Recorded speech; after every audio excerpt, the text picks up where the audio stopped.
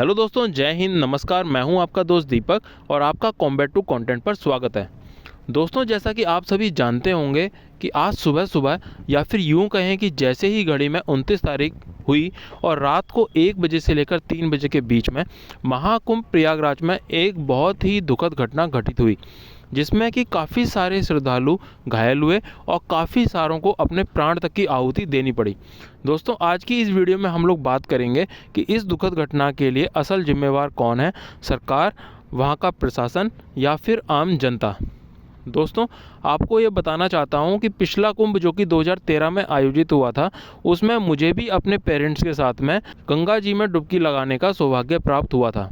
जहाँ तक मुझे याद है साथियों, मैं अपने पेरेंट्स के साथ में मौनी अमावस्या के बाद ही फेब के मंथ में वहाँ गया था और मुझे उस समय पर वहाँ पर इतनी अधिक भीड़ का सामना नहीं करना पड़ा था, जिससे कि इस बार भी मुझे जाना तो अकेले ही है, पर मैं इस बार भी फेब के मंथ में ही जाने का प्लान कर रहा हूँ। दोस्तों, अब शुरू करते हैं आज का वीडियो और पहले मैं आपको यहाँ की कुछ ज्योग्राफिकल कंडीशन को बताना चाहता हूँ। जो लोग गए हैं उनको पता होगा और जो लोग नहीं गए हैं उनको भी कुछ हद तक समझ में आ जाएगा। दोस्तों, अगर आप इसे देखें तो यहाँ राइट साइड से ये गंगा जी संगम में प्रवेश करती हैं और लेफ़्ट साइड से यहाँ से यमुना जी संगम में आती हैं। ये बीच में इसको त्रिवेणी घाट कहा जाता है। त्रिवेणी घाट इसको इसलिए कहा जाता है क्योंकि इसको 3 नदियों का संगम कहा जाता है। इधर से गंगा जी, यहाँ यमुना जी, लेफ्ट साइड से यमुना जी और सरस्वती नदी, जिनको लुप्त बताया जाता है। ये है संगम घाट और ये बीच में है त्रिवेणी घाट। अब दोस्तों, यहाँ जितने भी श्रद्धालु आते हैं उनकी आस्था यह होती है कि उनको त्रिवेणी घाट पर ही स्नान करना होता है, जिससे कि वह सभी आते हैं और पहले यहाँ पर आते हैं, इधर कोस्टल लाइन पर आते हैं और यहाँ से फिर बोट के द्वारा वो इधर त्रिवेणी घाट तक पहुँचते हैं। दोस्तों, मौनी अमावस्या जैसे स्पेशल स्नान वाले दिन यहाँ पर काफ़ी संख्या में भीड़ आती है और यहाँ पर आकर के एकत्रित हो जाती है। सरकार द्वारा, शासन द्वारा यह समझाया जाता है कि आप यहाँ पर घाट पर, कोस्टल लाइन पर, ये जो आपको दिखाई दे रही है, आप यहाँ पर भी स्नान कर सकते हैं और यहाँ पर भी ये संगम का ही पार्ट है, आप यहाँ पर भी स्नान करके वापस जा सकते हैं। पर क्योंकि भक्तों के अंदर ये आस्था होती है कि हमारे को त्रिवेणी घाट पर ही जाना है स्नान करने के लिए, तो उसका केवल साधन यह होता है कि आप यहाँ पर आइए और यहाँ से फिर बोट करें और बोट करके त्रिवेणी घाट पर जाइए, वहाँ पर उतर करके आप स्नान करें और फिर वही बोट आपको वापस ला करके छोड़ देती है। अब इस वजह से काफ़ी सारे श्रद्धालु यहाँ पर आकर के इकट्ठा हो जाते हैं। ये जो आप ये पॉइंट देख रहे हैं, इसको संगम नोज भी आप बोल सकते हैं। ये ट्रायंगुलर जो पॉइंट बनता है दोनों नदियों के संगम पॉइंट पर, यहाँ पर जगह की भी बहुत कमी है और यहाँ पर ही जितने श्रद्धालु आते हैं सब के सब यहाँ पर आकर ही इकट्ठा हो जाते हैं, जिसकी वजह से इस जगह पर काफ़ी प्रेशर बन जाता है, काफ़ी लोग यहाँ पर इकट्ठा हो जाते हैं, काफ़ी क्राउड यहाँ पर इकट्ठा हो जाता है, जिसको मैनेज करना बहुत ही कठिन कार्य बन जाता है। अब क्योंकि दोस्तों प्रशासन द्वारा बोट चलाने वालों को यह गाइडलाइन है कि वह नाइट में बोट नहीं चलाएंगे, अतः जो बीच में त्रिवेणी घाट है उस वहाँ पर स्नान नाइट के टाइम पर बंद हो जाता है और वह सुबह के टाइम ही चलता है, यानी दिन के उजाले में वह चलता है। सन राइज से स्टार्ट होता है और सनसेट तक वह चलता है। अब रात में जब स्नान नहीं चल रहा होता है तो सारे श्रद्धालु आकर के यहाँ पर इकट्ठा हो जाते हैं और वो जहाँ से भी आ रहे होते हैं, दूर से पास से, वो आकर यहाँ पर ही आकर रुकते हैं। यहीं पर ही वह अपना सो जाते हैं और सुबह होने का वेट करते हैं, जिससे कि वह बोट पकड़ के आगे जा सकें। अब जितने श्रद्धालु आते हैं दोस्तों, उनमें से 1% ही श्रद्धालु यहाँ पर किनारे पर स्नान करके वापस जाते हैं, अन्यथा सभी के सभी श्रद्धालु सुबह होने का वेट करते हैं। अब क्योंकि दोस्तों श्रद्धालुओं के मन में यह आस्था होती है कि हमारे को त्रिवेणी घाट पर ही जा कर के स्नान करना है, तो इसी वजह से वो यहाँ पर आकर के इकट्ठा हो जाते हैं, यहीं पर ही रात को सोते हैं और सुबह होने का इंतज़ार करते हैं, क्योंकि रात में बोट चल नहीं रही होती हैं और वो सुबह होने पर बोट से जाते हैं और उधर स्नान करते हैं।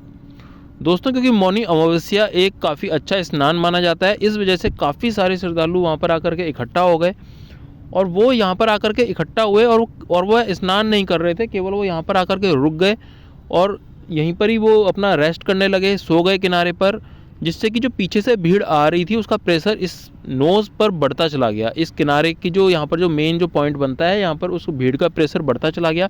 निकलने वाला कोई था नहीं वहाँ से, क्योंकि सब सुबह होने का वेट कर रहे थे। शुभ मुहूर्त में सब ये सोच रहे थे कि हम ब्रह्म मुहूर्त में ही स्नान करेंगे। मौनी अमावस्या में जो स्नान करने का जो शुभ मुहूर्त जो बताया जा रहा है वह 7:37 का बताया जा रहा है, जो कि आप समझ सकते हैं कि बिल्कुल उजाला होने पर वह मुहूर्त स्टार्ट होता। तो मैक्सिमम लोग उस मुहूर्त का स्टार्ट होने का ही इंतज़ार कर रहे थे कि हम उसके बाद ही स्नान करेंगे, और वो यहाँ पर इकट्ठा होते चले गए, जिसकी वजह से काफ़ी सारा यहाँ पर लोगों का प्रेशर बढ़ गया। और आप अगर देखेंगे तो प्रशासन द्वारा पूरी रात भर भक्तों को यह समझाया जाता रहा, जितने भी यहाँ पहुँच रहे थे श्रद्धालु, कि आप अपना स्नान स्टार्ट कर दीजिए, स्नान करिए और निकल जाइए, सुबह होने का वेट मत करिए। आप अगर पहले आ गए हैं तो आप पहले स्नान कर लीजिए। पर भक्तों का उसके ऊपर कोई असर नहीं पड़ा, वो आते गए और यहाँ पर इकट्ठा होते चले गए। श्रद्धालु सुन ले, यहाँ लेटे रहने से कोई फायदा नहीं है। जो सोवत है सो खोवत है। उठिए उठिए, स्नान करिए, और ये आपके सुरक्षित रहने के लिए बहुत आएंगे और भगदड़ मचने की संभावना है। आप पहले आ गए हैं तो आपको सबसे पहले अमृत मिल जाना चाहिए। सभी श्रद्धालुओं से करबद्ध निवेदन है, उठे उठे उठे, सोए मुश्किल से 0.5% ही भक्तों ने वहाँ पर स्नान किया होगा, अदरवाइज सबके सब वहाँ बैठ करके स्नान का वेट करते रहे, शुभ मुहूर्त का वेट करते रहे। तो इस वजह से इस पॉइंट के ऊपर काफ़ी भीड़ एकत्रित हो गई, जिसको कि शासन द्वारा संभाला ना जा सका। दोस्तों, मैं ये कतई नहीं कह रहा हूँ कि केवल आम जनता का ही इसमें फॉल्ट है, आम जनता की ही इसमें गलती है, जो पहुँचने वाले श्रद्धालु हैं उन्हीं की ही गलती है। सरकार और प्रशासन की गलती पर भी मैं आऊँगा, पर आम जनता की जो गलती है उसे भी हमें समझना होगा। हमारे को यह मानना होगा कि अगर आप वहाँ पर पहुँच जाते हैं टाइम से, तो आप टाइम से ही स्नान करें और टाइम से ही वहाँ से निकल जाएं। वहाँ पर रुक करके किसी शुभ मुहूर्त का इंतज़ार ना करें, और अगर आपको इंतज़ार करना ही है तो आप इस पॉइंट से, जो संगम का जो मेन पॉइंट बनता है, इससे अलग हट करके आप अगर ट्रेन से आए हैं तो आप रेलवे स्टेशन पर वेट कर सकते हैं, बस से आए हैं तो बस स्टैंड पर वेट कर सकते हैं। आप जहाँ पर भी आप आउटर साइड में रुक सकते हैं आप रुक जाइए, और जब आपको स्नान करना होता है, जब आपका टाइम हो जाता है, तब आइए और स्नान करके निकल जाइए। यहाँ पर आकर के भीड़ इकट्ठा करने से कोई फ़ायदा नहीं है। और यह बात सबको समझनी होगी कि यहाँ पर इतनी भीड़ के अंदर बुज़ुर्गों के साथ में और छोटे बच्चों के साथ में तो कतई ना आए। और जो खासकर कुछ स्पेशल डेट्स हैं, जैसे कि भी आने वाले टाइम में बसंत पंचमी आएगी और शिवरात्रि का भी अच्छा स्नान माना जाता है, तो उन डेट्स पर, ऐसी ऐसी खास डेट्स के ऊपर आप बच्चों को लेकर और बुज़ुर्गों को लेकर उन डेट्स पर और उन डेट्स के आसपास की जो डेट्स हैं, एक दिन पहले और एक दिन बाद की जो डेट्स हैं, उन पर तो कतई भी बच्चों को और बुज़ुर्गों को लेकर बिल्कुल भी यहाँ पर स्नान करने के लिए ना पहुँचें, और इंतज़ार करें अभी कुछ दिन और रुकने का।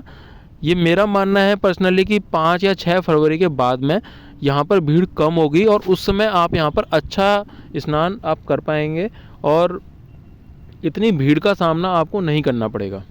दोस्तों, अब बात करते हैं सरकार की जिम्मेवारी की, क्योंकि इतनी बड़ी घटना हो जाने के बाद सरकार अपना केवल यह कहकर बचाव नहीं कर सकती है कि भीड़ ज़्यादा हो गई थी।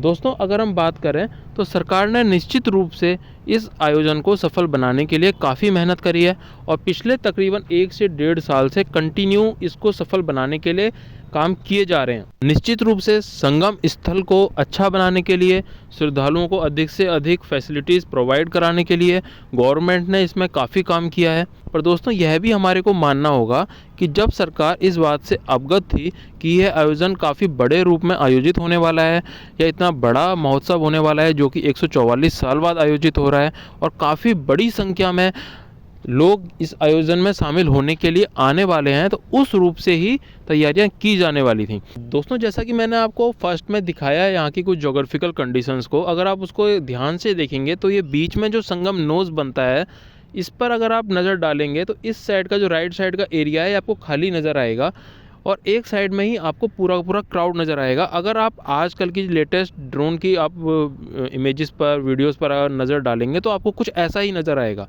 ये ऐसा इसलिए है क्योंकि इसका जो हाफ पोर्शन है, ये पूरा पूरा आप बोल सकते हैं कि VIPs को ट्रीट करने के लिए रखा गया है, और एक साइड का जो हिस्सा है ये पूरा का पूरा आप बोल सकते हैं आम जनता को दे दिया गया है। और केवल ये ही नहीं, गंगा का जो दूसरा किनारा है, दूसरे छोर पर अगर आप आएंगे इस साइड में, तो यहाँ पर ये पूरा का पूरा टेंट सिटीज़ बसा दी गई हैं, जो कि केवल VIPs को ट्रीट करने के लिए बनाई गई हैं। आपने सुना होगा एक एक टेंट का एक एक रात का 1-1 लाख रुपए तक चार्ज किया जा रहा है।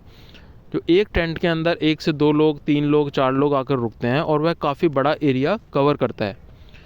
इसकी जगह पर जब गवर्नमेंट को यह पता था कि इतने बड़ी संख्या में आयोजन होने वाला है और काफ़ी करोड़ों में, काफ़ी संख्या में 10-10, 20-20 करोड़ लोग एक एक दिन में यहाँ पर पहुँचने वाले हैं, तो उनको नदी के दोनों तरफ का जो एरिया है, खाली एरिया है, इसको आम जनता के लिए छोड़ना चाहिए था। यहाँ पर बड़े बड़े पंडाल लगा देने चाहिए थे। आपने काफ़ी सारी वीडियोस में देखा होगा, श्रद्धालु खुले में ठंड में बाहर सिकुड़ रहे हैं, बाहर सो रहे हैं। उनके लिए दोनों साइड में बड़े बड़े पंडाल लगा दिए जाने थे, जिसमें कि श्रद्धालु आकर के रुक सकते थे। और ये जो क्राउड एक जगह पर इकट्ठा हुआ है, इसको डिवाइड करने का भी इंतज़ाम करना था, जिससे कि एक जगह पर भीड़ इकट्ठा नहीं हो पाती। दोस्तों, गवर्नमेंट को कुछ इस प्रकार के इंतजाम करने थे कि भीड़ एक पॉइंट पर इकट्ठा ना हो पाए और वह गंगा जी के दोनों किनारों पर चली जाए। बेशक वो बोट से बीच में आकर के स्नान कर लें, पर यहाँ पर एक जगह पर इकट्ठा ना हो। इस प्रकार के कुछ इंतजाम गवर्नमेंट को अपनी तरफ से करने थे। दोस्तों, यही नहीं, इसके अलावा गवर्नमेंट जब इस बात से अवगत थी कि काफ़ी बड़ी संख्या में यहाँ पर श्रद्धालु पहुँचने वाले हैं, तो हमारी जैसे बड़ी यात्राएं का आयोजन किया जाता है अमरनाथ, केदारनाथ, बद्रीनाथ वाली, उसी तर्ज पर यहाँ पर भी रजिस्ट्रेशन श्रद्धालुओं का किया जा सकता था। और वह रजिस्ट्रेशन आप पहले ही एडवांस में उनकी रजिस्ट्रेशन की बुकिंग होती, जिससे कि आप एक दिन में यहाँ पर श्रद्धालुओं की पहुँचने वाली संख्या को कुछ हद तक आप कंट्रोल कर सकते थे। तो इस प्रकार से सरकार को पहले से कुछ इंतजाम करने थे। अब यह कहकर कि केवल कि भीड़ ज़्यादा हो गई थी और हम लोग उसको नहीं संभाल सके, केवल यह इस स्टेटमेंट से सरकार अपना बचाव नहीं कर सकती है। तो दोस्तों, अंत में मैं यह फिर से कहना चाहता हूं कि मैं यह बिल्कुल नहीं कह रहा हूं कि सरकार ने तैयारियां बिल्कुल नहीं करी हैं। सरकार ने अपनी तरफ से काफ़ी मेहनत करी है। पिछले तकरीबन हम बोल सकते हैं 1 साल से सरकार इस आयोजन को सफल बनाने के लिए काफ़ी मेहनत कर रही है। आप ग्राउंड पर देख सकते हैं, सरकार ने श्रद्धालुओं को फैसिलिटीज़ प्रोवाइड कराने के लिए काफ़ी मेहनत करी है, पर उसके बाद भी काफ़ी कमियां रह गई हैं। अब दोस्तों, हमें भी ये समझना होगा कि इस आयोजन को सफल बनाने के लिए जितनी जिम्मेवारी सरकार की बनती है, उतनी ही जिम्मेवारी आम जनता की भी बनती है। आम जनता को चाहिए कि वहाँ पर आप जाएं और स्नान करके आप तुरंत वापस आ जाएं। अनावश्यक वहाँ पर भीड़ को एकत्रित ना होने दें। बच्चों और बुज़ुर्गों को आप जहाँ तक हो सके साथ में लेकर ना जाएं।